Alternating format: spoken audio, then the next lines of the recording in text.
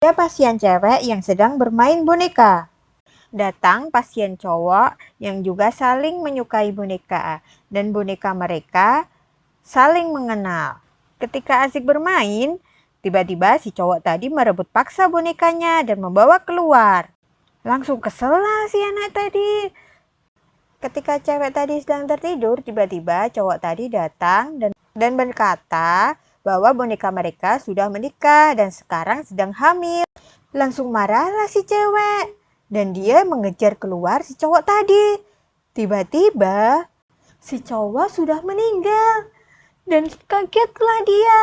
Terus siapa tadi yang ada di dalam?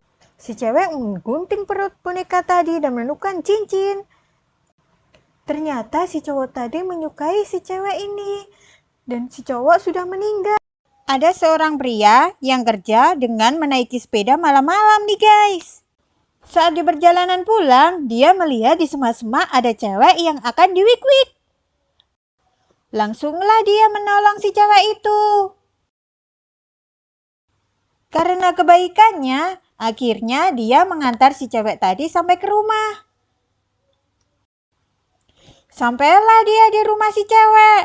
Tapi anehnya, sesudah dia pamitan pulang, dia terjatuh. Dan saat tengok ke belakang, kagetlah dia. Kenapa di sekitarnya berubah jadi kuburan? Dan benar aja dong, rumah si cewek tadi berubah jadi batu nisan. Anak ini bersedih karena monyet kesayangannya meninggal. Dan dia pun merengek ke ibunya agar monyetnya dihidupkan kembali.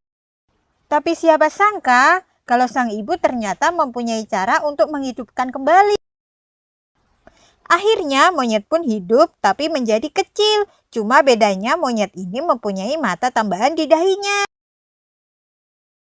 Bahagialah sang anak dan lanjut bermain dengan sang monyet.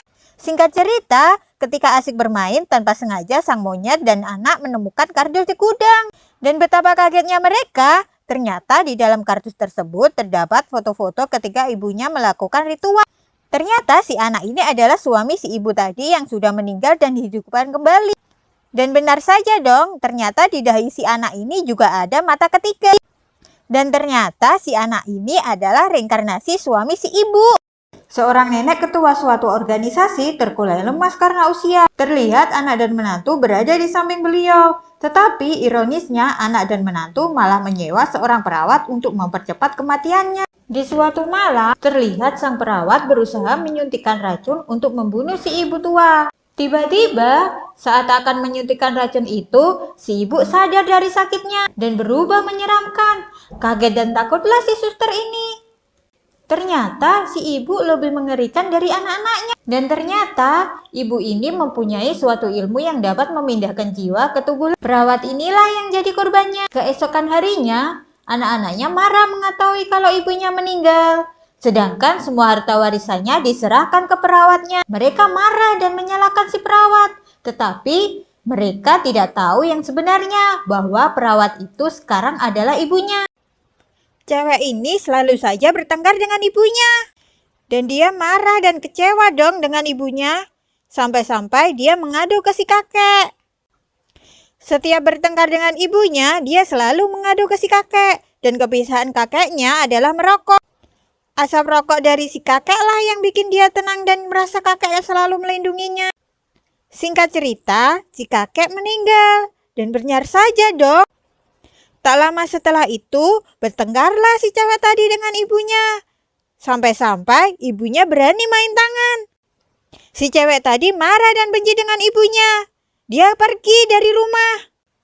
Dan saat dia menangis, tiba-tiba ada asap rokok yang membelai rambutnya.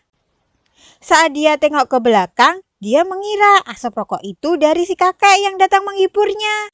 Tapi ternyata asap rokok itu dari ibunya yang kerasukan arwah si kakek. Cewek ini berusaha menolong 3 anak anjing yang hanyut di sungai. Tapi dia hanya bisa menolong 1 anjing saja dan 2 anjing lainnya hilang hanyut di sungai. Setelah sekian lama, anak anjing ini berubah menjadi anjing yang lucu. Di suatu ketika, mereka berlibur dengan mobil. Saat asik bercanda dan sambil menyetir mobil, tiba-tiba ada mobil berlainan arah dan terjadilah kecelakaan. cewek tersebut terluka parah dan mobil hancur dan bahkan akan segera terbakar. Si anjing langsung berusaha menarik si cewek menjauh dari mobil. Tapi ini kan anjing yang kecil.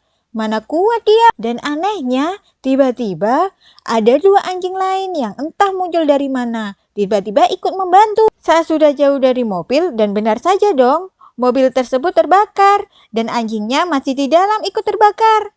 Terus siapa anjing yang menariknya tadi? Ternyata 3 anjing tadi adalah jiwa-jiwa anjing yang membalas budi atas kebaikan si cewek.